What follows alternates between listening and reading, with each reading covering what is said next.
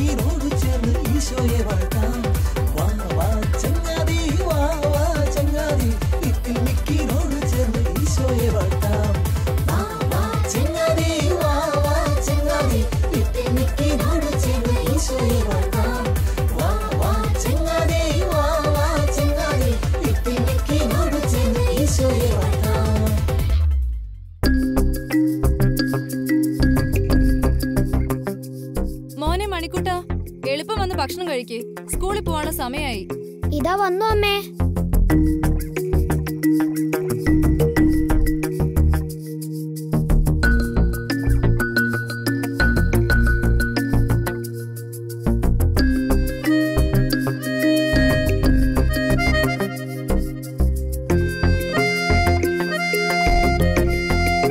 ആഹാ, എന്തൊക്കെയത്?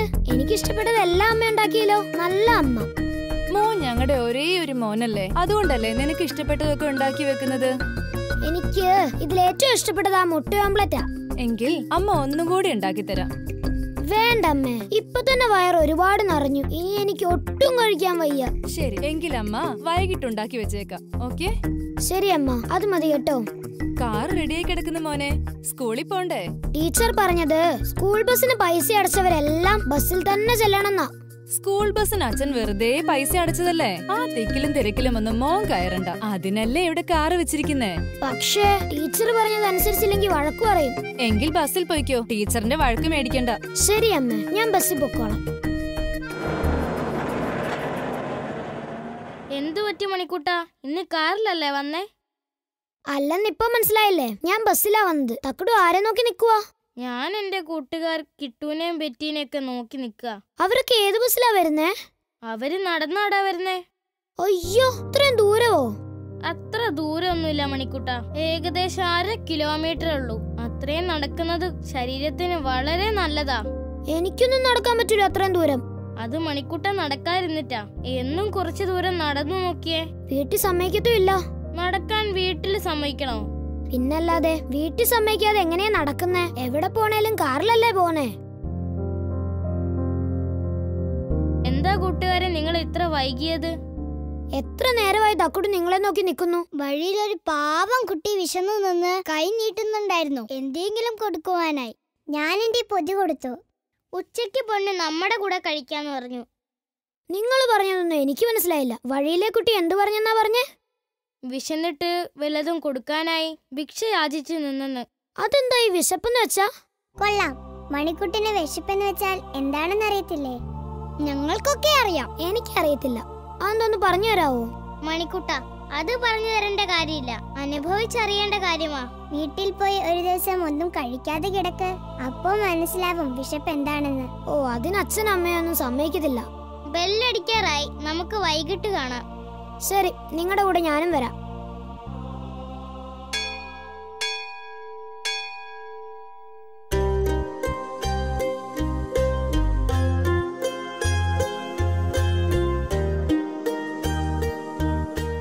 ഇന്ന് ഒരു പ്രത്യേക ദിവസമാണ്, ലോക ഭക്ഷ്യദിനം. പട്ടിണി മൂലം ധാരാളം ആളുകൾ ലോകത്തെമ്പാടും മരിച്ചുകൊണ്ടിരിക്കുന്നു. അതെ സാർ, പള്ളിയിൽ ഇന്നലെ ഫാദറും ഇക്കാര്യം പറഞ്ഞിരുന്നു. നമ്മുടെ ഒരു നേരത്തെ ഭക്ഷണത്തിനുള്ള തുക നമ്മൾ ലോകത്തില് പട്ടിണി കിടക്കുന്ന കുട്ടികളുടെ വിശപ്പ് മാറ്റാൻ കൊടുക്കണമെന്ന്. അപ്പോ എല്ലാവരും നാളെ വരുമ്പോൾ നിങ്ങളുടെ ഒരു നേരത്തെ ഭക്ഷണത്തിനുള്ള തുക ഇവിടെ സഹായം സമാഹരിക്കുന്ന സന്നദ്ധ പ്രവർത്തകരുടെ കയ്യിൽ കൊണ്ടുകൊടുക്കണം. ശരി സർ. കൂട്ടുകാരെ, നാളെ നമ്മൾ എല്ലാം സഹായധനം കൊണ്ടു കൊടുക്കണം എന്നല്ലേ പറഞ്ഞത്? അതേ പറ്റി ഞാൻ വീട്ടിൽ പറഞ്ഞിട്ടുണ്ട്. ഞാൻ എന്റെ കുടുക്ക പൊട്ടിച്ച് അതിലെ മൊത്തം പൈസ കൊടുക്കാനാ തീരുമാനിച്ചേ. ഞാൻ അച്ഛനോട് പറഞ്ഞത് എനിക്ക് ഉടുപ്പ് വാങ്ങാൻ വെച്ചിരുന്ന പൈസ മുഴുവനും തരണമെന്നാ. മണിക്കുട്ട, നീ എന്താണ് കൊണ്ടുവരുന്നത്? ഞാൻ വീട്ടിൽ പറഞ്ഞു പോലും ഇല്ല. അതെന്താ പറയാതിരുന്നേ? ഓ, ഞാൻ മറന്നുപോയിന്ന്. നാളെ വരുമ്പോൾ നീ അപ്പച്ചനോട് പറഞ്ഞിട്ട് പൈസ വാങ്ങിക്കൊണ്ട് വരണം കേട്ടോ. ആ, അത് ഞാൻ മറന്നുപോയില്ലെങ്കിലും ഓക്കെ. ഒന്നാമതായി പട്ടിണി കിടക്കുന്നതും വിശപ്പും ഒന്നും എനിക്ക് മനസ്സിലാക്കാൻ പറ്റൂല. ഈ പട്ടിണി എന്ന് പറഞ്ഞ ഇതെന്താ സംഭവം? എടാ മണിക്കുട്ട, നീ ഇത് അനുഭവിക്കുമ്പോഴേ അറിയുള്ളൂ, നിനക്ക് പറഞ്ഞു തന്നാ മനസ്സിലാവില്ല. ശരിയായിരിക്കാം. എനിക്ക് ഇന്ന് വരെ വിശപ്പ് എന്താണെന്ന് അറിയത്തില്ല, അതുകൊണ്ടായിരിക്കാം. ശരി ശരി, നീ വിശപ്പ് എന്താണെന്ന് അറിഞ്ഞിട്ട് പട്ടിണി കിടക്കുന്നവർക്കുള്ള ധനസഹായം കൊടുത്താൽ മതി. പോയിക്കോളൂ. ശരി, അങ്ങനെ ആവട്ടെ. ഞാൻ എന്നിട്ട് നിങ്ങളുടെ ഒപ്പം കൂടാം. മണിക്കുട്ടന് വിശപ്പ് എന്താന്ന് അറിയത്തില്ല പോലും. ഇവനെ ഒന്ന് വിശപ്പറിയിക്കണമല്ലോ. സ്വയമേ വിശപ്പറിഞ്ഞെങ്കിലേ മറ്റുള്ളവരുടെ വിശപ്പറിയാൻ പറ്റുള്ളൂ. ശരിയാ, അങ്ങനെയുള്ള കുട്ടികളാ ദയയും അനുകമ്പയുള്ളവരായി വളരുകയുള്ളൂ. മണിക്കുട്ടൻ വലിയ പണക്കാരന്റെ ഒറ്റ മോനായതുകൊണ്ട് അവന് വിശപ്പും ദാഹവും എന്താണെന്ന് അറിയത്തില്ല. അച്ഛനും അമ്മയും അവനെ വിശപ്പറിയിക്കാതെയാണ് വളർത്തുന്നത്, അതുകൊണ്ട് അവന് മറ്റുള്ളവരുടെ വിശപ്പറിയത്തില്ല. വഴിയിൽ യാചകർ വിശക്കുന്നു, വല്ലതും തരണമേ എന്ന് പറയുമ്പോൾ അവൻ അവരോട് ചോദിക്കുമത്രേ, വിശപ്പ് എന്ന് പറഞ്ഞാൽ എന്താണെന്ന്. ഓഹോ, അങ്ങനെയോ? എങ്കിൽ അവനെ വിശപ്പ് എന്താണെന്ന് അറിയിക്കണമല്ലോ. നമുക്ക് പോയാലോ? നാളെ സ്കൂളിൽ വെച്ച് കാണാം. ഞാനും തക്കുടുവിനെ പോലെ എന്റെ കുടുക്ക പൊട്ടിച്ച പൈസയാ കൊണ്ടുവന്നത്. എനിക്ക് അപ്പച്ചൻ പുതിയ ഉടുപ്പ് വാങ്ങാനുള്ള പൈസയാണ് കൊണ്ടുവന്നത്. എനിക്കാണെ അപ്പച്ചൻ ബാറ്റ് വാങ്ങിച്ചു തരാൻ വെച്ച പൈസയാ. ഇതെല്ലാം നമുക്ക് പിന്നീടും ആവാലോ. വിശക്കുന്നവന് ആഹാരം കൊടുക്കുന്നതല്ലേ ഏറ്റവും പുണ്യമായിട്ടുള്ള പ്രവൃത്തി എന്ന് കർത്താവ് പറഞ്ഞിട്ടുള്ളേ. അതേ തക്കുടു, നമ്മൾ ചെയ്യുന്നത് ഏറ്റവും നല്ല കാര്യ. എന്താ കൂട്ടുകാരെ എല്ലാരും കൂടി ആലോചിക്കുന്നത്? നീ മറന്നുപോയോ? ഇന്നലെ സാറ് പറഞ്ഞ ഭക്ഷ്യദിനം. നമ്മള് പട്ടിണി കിടക്കുന്ന കുട്ടികളുടെ വിശപ്പ് മാറ്റാൻ പൈസ കൊണ്ടുവരണമെന്ന് പറഞ്ഞില്ലേ ഇന്നലെ? ഓ, ഞാനതങ്ങ് മറന്നുപോയി. ഇന്നലെ ഞങ്ങളുടെ വീട്ടിൽ വലിയ ഡിന്നർ ആയിരുന്നു. എന്തിന്റെ ഡിന്നർ? വേറെ പ്രത്യേകിച്ച് കാര്യമൊന്നുമില്ല. ഇടയ്ക്കിടെ ഞങ്ങളുടെ കുടുംബ സുഹൃത്തുക്കളെല്ലാം വരും, അപ്പൊ ഡിന്നർ നടത്തും. അത് ശരി, അപ്പൊ നീ പട്ടിണി കിടക്കുന്നവരുടെ വിശപ്പിന്റെ പിടി മറന്നുപോയല്ലേ? അത് കൊള്ളാമല്ലോ. ഞാൻ നിങ്ങളോട് പറഞ്ഞില്ലേ എനിക്ക് വിശപ്പ് എന്താണെന്ന് അറിയത്തില്ലെന്ന്? അത് ശരി, അപ്പൊ അതാണ് കാര്യം.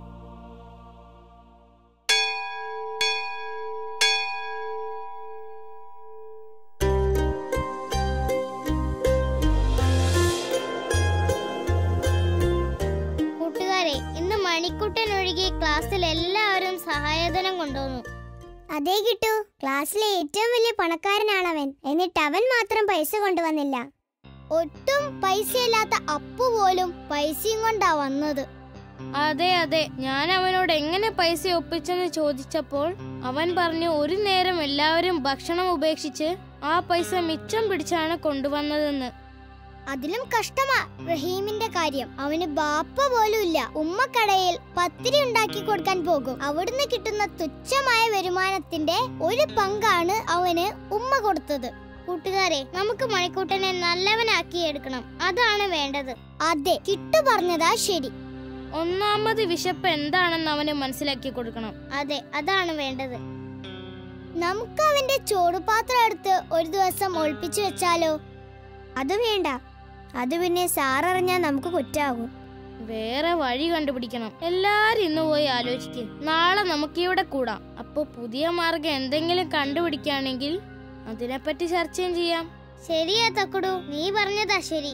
എല്ലാരും ഇന്ന് പോയി ആലോചിക്ക്.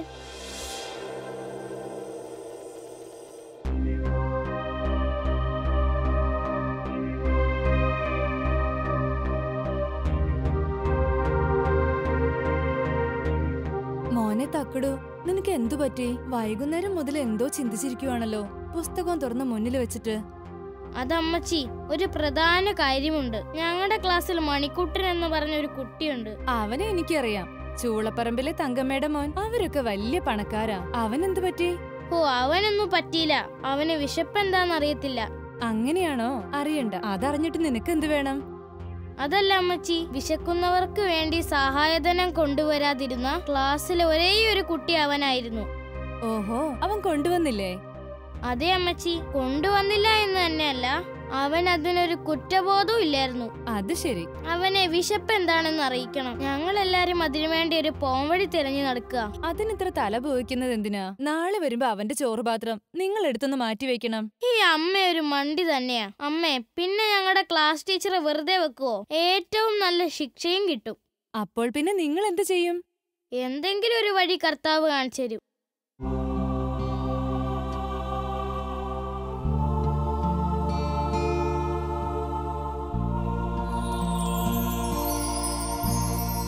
തക്കുടു, ഞാനൊരു പ്രധാന കാര്യം പറയാനാണ് വന്നത്. പറയൂ മാലാഖ കൂട്ടുകാരാ. നാളെ നീ സ്കൂളിൽ പോകുമ്പോൾ ഉച്ചയ്ക്കുള്ള ആഹാരം നിനക്ക് കൂടാതെ ഒരാൾക്കും കൂടി എടുത്തുകൊള്ളണം. അത് ആർക്ക് വേണ്ടിയാന്ന് പറ. അത് നാളെ ഉച്ചയ്ക്ക് നിങ്ങളുടെ കൂടെ ഭക്ഷണം കഴിക്കാൻ ഒരാളും കൂടെ കാണും. ശരി മാലാഖേ, ഞാൻ അമ്മയോട് പറഞ്ഞ് ഒരു പൊതിച്ചോറുകൂടി വാങ്ങിക്കോളാം.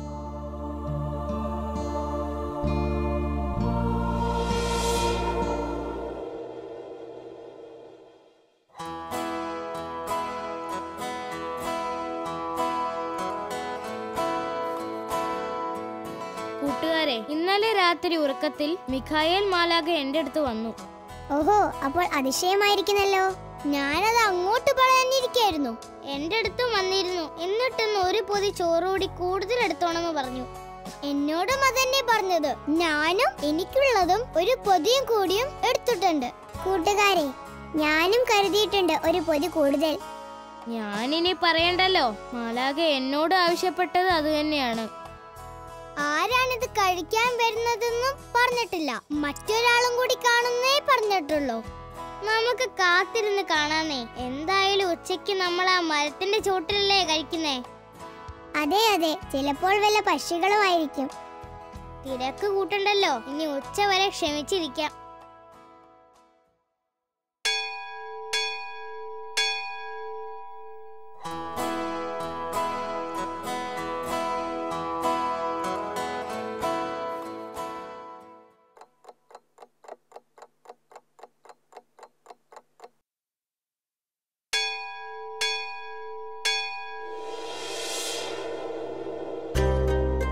എല്ലാവരും കൂടുതൽ കൊണ്ടുവന്ന പൊതിച്ചോറ് കൊണ്ടുവന്നല്ലോ അല്ലേ? മാലാഖ പറഞ്ഞു ഉച്ചയ്ക്ക് അത് കഴിക്കാൻ ഒരാളും വരുന്നല്ലേ. ആരെയും കാണുന്നില്ലല്ലോ. നമുക്ക് തുടങ്ങാം. എന്തായാലും എനിക്ക് വിശന്നിട്ട് വയ്യ. എനിക്കും.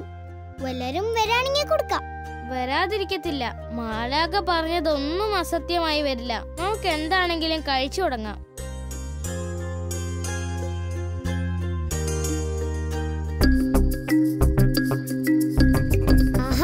നിങ്ങൾ ഇവിടെ ഇരിക്കുവായിരുന്നോ? ഞാൻ നിങ്ങളെ എവിടെയെല്ലാം നോക്കി. നീ ചോറുണ്ടില്ലേ മണിക്കുട്ട? ഉണ്ടില്ലെന്നോ? വയറ് പൊട്ടാൻ പോകുന്നു, അത്രയ്ക്ക് കഴിച്ചെന്നേ. നല്ല രുചിയുള്ള കറികളായിരുന്നോ? ഒരുപാട് കഴിച്ചു കാണും അല്ലേ? ആ അതെ അതെ, അമ്മച്ചി എനിക്ക് ഇഷ്ടമുള്ള കോഴിക്കറി, മീൻ പൊരിച്ചതും മുട്ട ഓംലെറ്റും ഒക്കെ ചോറിന് കരുതിയിരുന്നു. ഇത്ര എളുപ്പം നീ കഴിച്ചു കഴിഞ്ഞോ? ഞാൻ പെട്ടെന്ന് കഴിക്കുന്നേ. കുറച്ച് സമയം മതി. ഇതെന്താ നിങ്ങളുടെ 4 പേരുടെ അടുത്ത് ഓരോ പൊതിയിരിക്കുന്നുണ്ടല്ലോ? അതിന്നലെ രാത്രി ഞങ്ങളുടെ 4 പേരുടെ അടുക്കലും കാവൽ മാലാഖ വന്നിരുന്നു. എന്നിട്ട് പറഞ്ഞു ഓരോ പൊതിയും കൂടി എടുക്കണമെന്ന്. കഴിക്കാമെന്ന്. ഇന്നുച്ചയ്ക്ക് പൊതിച്ചോറുണ്ണാൻ ഞങ്ങളുടെ അടുത്ത് ആള് വരുന്നു പറഞ്ഞു.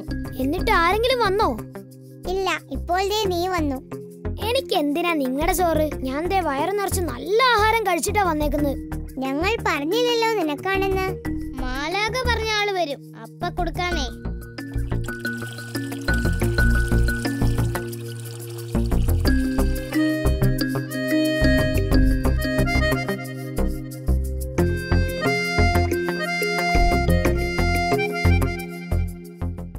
എന്തു പറ്റി മണിക്കുട്ട? വയറ് പൊത്തി നിൽക്കുന്നേ. വയറുവേദന വന്നോ? ഇറച്ചിയും മീനും മുട്ടയും എല്ലാം കഴിച്ചല്ലേ? വയറുവേദന അല്ല കൂട്ടുകാരെ, എനിക്കത് പറയാൻ പറ്റുന്നില്ല. എന്റെ വയറ്റില് തീ കത്തുന്ന പോലെ. കുറച്ച് വെള്ളം തന്നേ.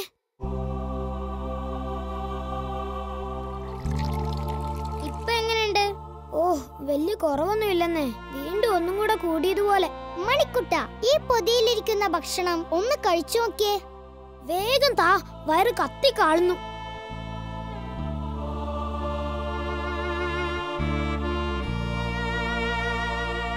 ഇപ്പൊ കുറവുണ്ടോ?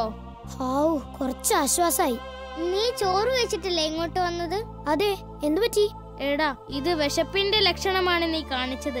അയ്യോ, എനിക്ക് വീണ്ടും അതേപോലെ വയറ്റി വരുന്നു. കിട്ടു, നീ കൊണ്ടുവന്ന പൊതി മണിക്കുട്ടന് കൊടുക്കടാ. എളുപ്പം താ കൂട്ടുകാരാ, വയറ് കത്തി കാളുന്നു.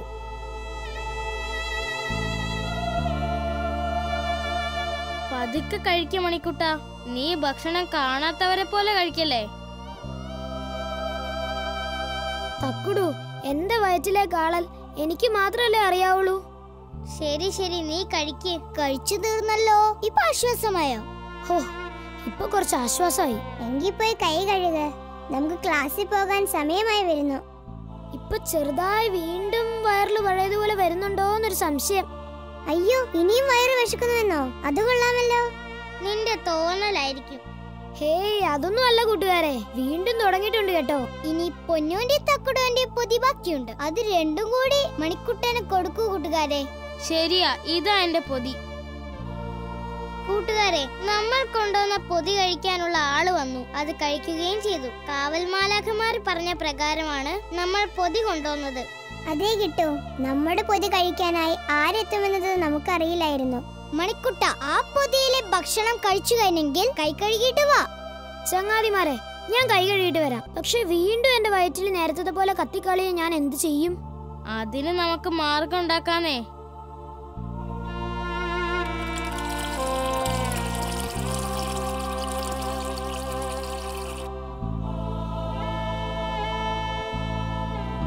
കൂട്ടുകാരെ, നിങ്ങൾ പറയുന്ന വിശപ്പെന്നെ കാർന്നു തിന്നുന്നു. ഞാൻ ഇനി എന്ത് ചെയ്യും?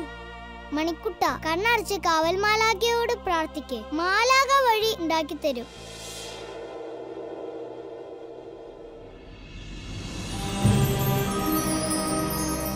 മണിക്കുട്ട, നീ വിശന്നു വരുന്നവരോട് വിശപ്പ് എന്താണെന്ന് അറിയില്ലെന്ന് പറഞ്ഞു. വിശക്കുന്ന വയറിന് ആഹാരം കൊടുത്തില്ല, ശരിയല്ലേ?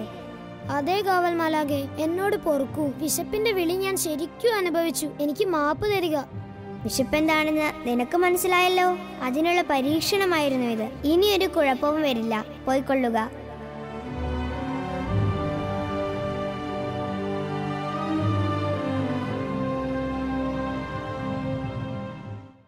കുട്ടികളെ, ഇന്നലെ ഞാൻ നിങ്ങളോട് പറഞ്ഞതനുസരിച്ച് എത്ര പേർ അനാഥാലയത്തിലേക്ക് ഭക്ഷണത്തിനുള്ള തുക കൊണ്ടുവന്നിട്ടുണ്ട്? കൊണ്ടുവന്നവർ എണീറ്റ് നിന്നേ. എന്ത്? ബാക്കി ആരും കൊണ്ടുവന്നില്ലെന്നോ? നിങ്ങൾക്ക് എന്തു പറ്റി? സർ, അനാഥാലയത്തിലേക്കുള്ള മുഴുവൻ തുകയും മണിക്കുട്ടൻ അച്ഛനോട് പറഞ്ഞ് വാങ്ങിക്കൊണ്ടുവരാന്ന് പറഞ്ഞു.